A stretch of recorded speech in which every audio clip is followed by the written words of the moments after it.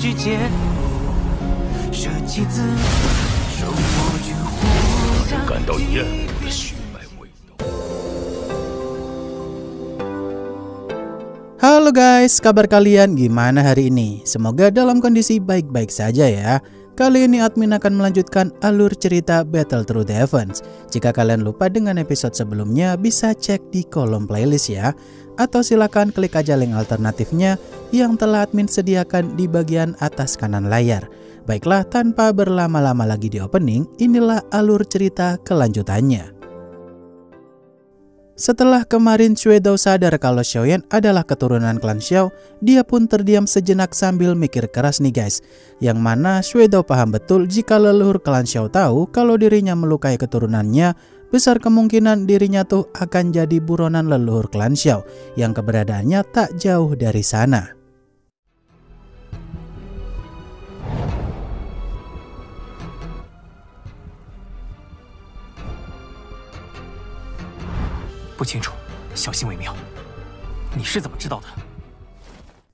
Xue Dao yang saat itu membuatkan jalan pintas kepada Xiaoyan karena dia pasti mau ke makam leluhur klan Xiao.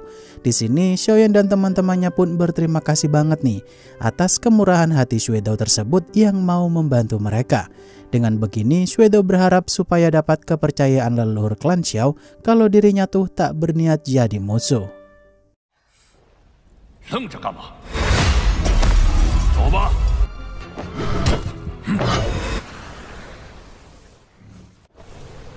多谢前辈。 Beberapa jam kemudian, Xiaoyan yang masih OTW ke makam leluhur klan Xiao, banyak dari mereka yang penasaran tuh, kenapa Xue Dao tadi seolah-olah ketakutan padahal dia berada di ranah Bansheng. Setelah dipikir-pikir, Xiaoyan dan Xuner pun langsung paham nih, kalau Xue Dao sepertinya takut dengan leluhur klan Xiao yang katanya kuat banget. 好像认出了我是萧族的人，他半圣能量体有够莫名其妙。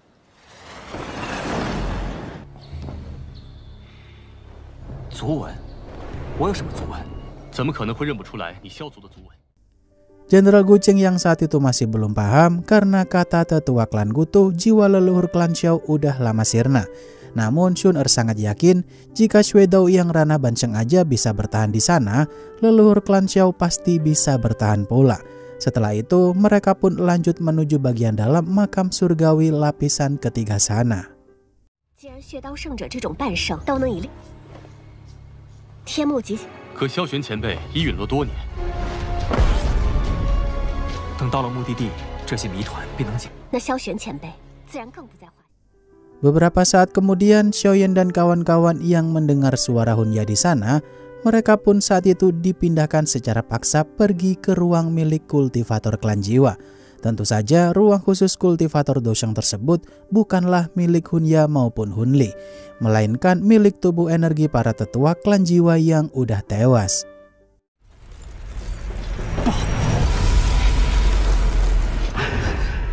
Xiaoyan，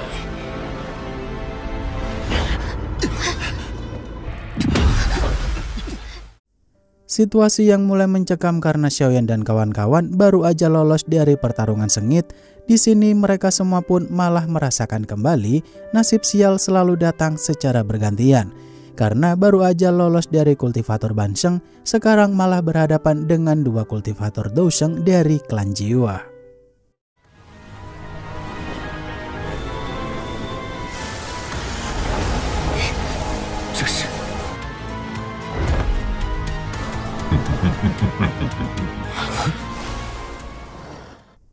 Hunya yang saat itu meminta jiwa tetua Hundiao untuk segera menghabisi Xiaoyan karena Xiaoyan akan jadi ancaman bagi klan jiwa di masa mendatang.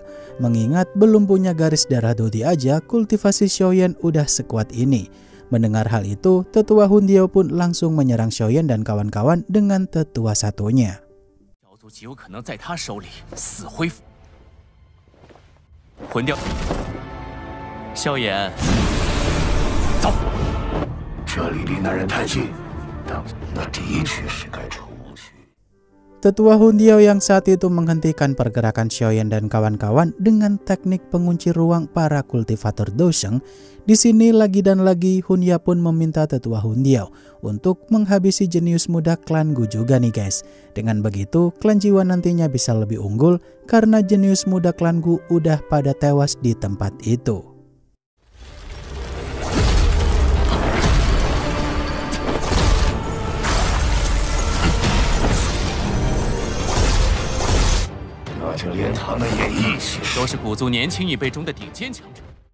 Xiaoyan dan Xun Er yang saat itu menghancurkan paksa teknik pengunci ruang tersebut dengan kekuatan api surgawi.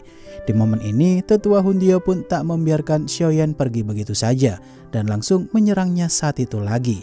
Melihat hal tersebut, Xiaoyan pun buru-buru menggunakan perubahan api surgawinya dan menahan serangan tersebut dengan teknik tapak penciptaan langit.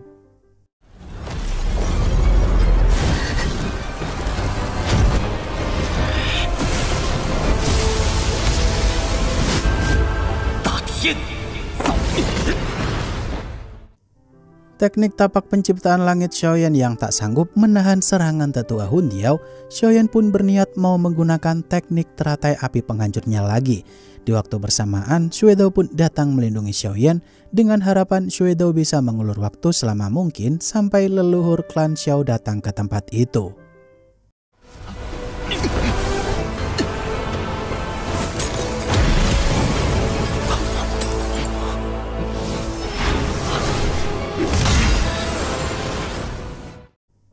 Xuedao yang saat itu diremehkan Tetua Hundiao kalau ranah Bansheng tuh jangan sok keras.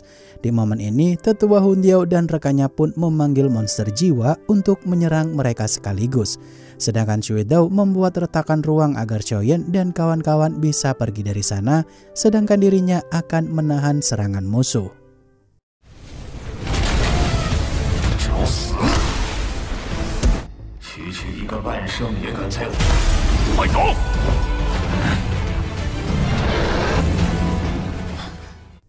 Tetua Hundiao yang tak tinggal diam dan langsung menghentikan Xiaoyan dan kawan-kawan dengan teknik pengunci ruang lagi.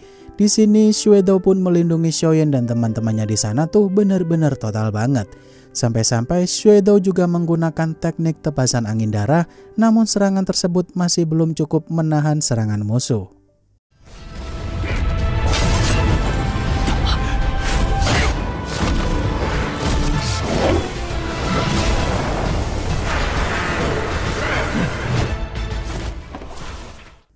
Xiaoyan dan semua teman-temannya di sana yang begitu terpojok karena Xuedao kalah kuat melawan dua kultivator Dosheng sekaligus. Di sini Xuedao berharap banget nih kalau leluhur klan Xiao segera datang ke tempat itu.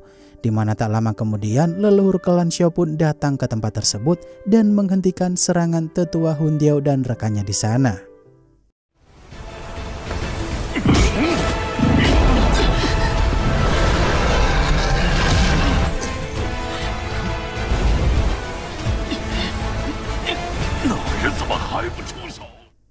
Situasi yang mulai berbanding terbalik di mana Hunya dan kawan-kawan langsung dibikin bertekuk lutut di hadapan Xiaoyan.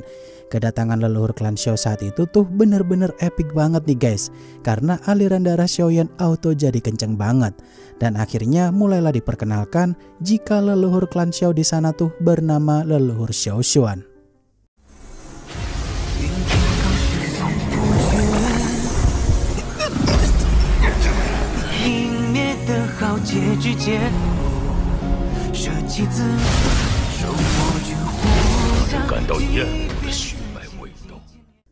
Xiaoyan yang saat itu langsung memberi hormat kepada leluhur Xiao Xuan, begitu pula dengan Xun Er dan yang lainnya pula. Di sini Hunya auto kaget banget nih guys, karena yang datang menolong Xiaoyan kala itu adalah leluhur klan Xiao itu sendiri. Namun Tetua Hundiao masih meremehkan leluhur Xiao Xuan karena yang datang kala itu bukanlah tubuh utamanya.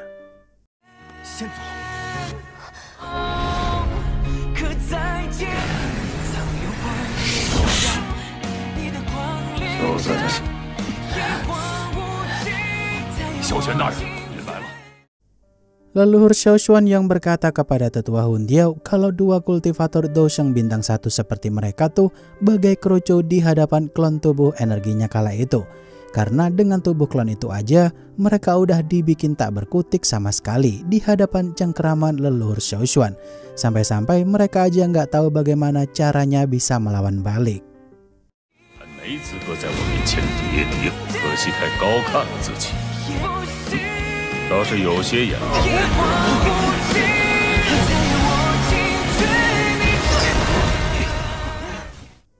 Tetua Hundiao yang saat itu tak bisa memikirkan cara untuk menghadang serangan leluhur Xiaoshuan. Di momen itu tuh Tetua Hundiao pun mengirim Hunya dan Hunli kabur dari sana dengan retakan ruangnya. Dan ketika teknik leluhur Xiaoshuan meledak, Xiaoyan dan teman-temannya pun dibawa pergi menjauh oleh leluhur Xiaoshuan dari tempat ledakan tersebut.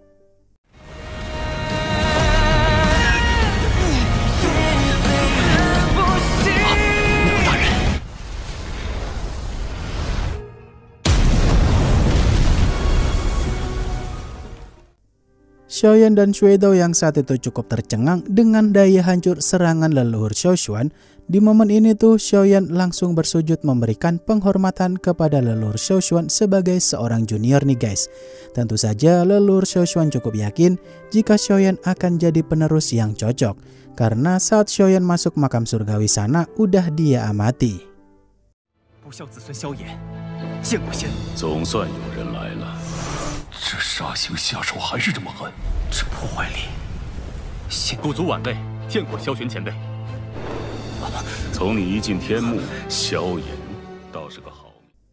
Leluhur Xiaoshuan yang saat itu bertanya kenapa klan Gu tak menepati janjinya untuk menjaga klan Xiao. Di sini Jenderal Gu Cheng pun menjelaskan kalau ada beberapa tetua yang memang punya sifat busuk, tapi bapaknya Xun Er masih menepati janji mereka.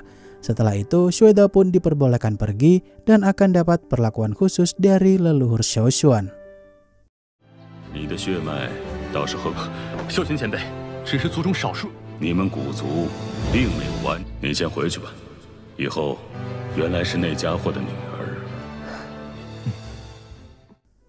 Leluhur Xiaoshuan yang saat itu tak bisa menemani mereka berlama-lama di tempat itu karena tempat tersebut tuh jauh dari makam klan Xiao. Di momen ini, leluhur Xiaoshuan pun ngajak mereka semua ke tempat makam leluhur klan Xiao berada, yang mana energi murni di sana tuh sangat pekat dan benar-benar cocok bagi Jenderal Gu Cheng dan yang lainnya berkultivasi sambil berjaga di luar.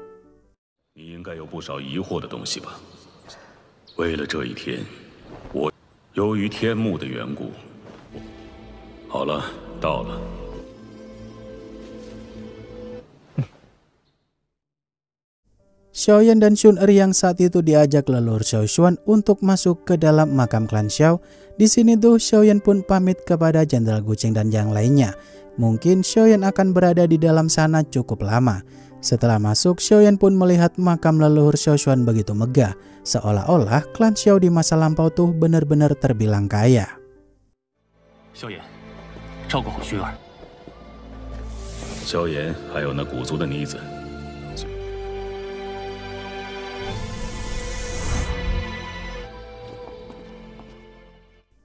Leluhur Xiaoshuan yang saat itu bertanya kepada Xiaoyan bagaimanakah nasib klan Xiao di zaman sekarang.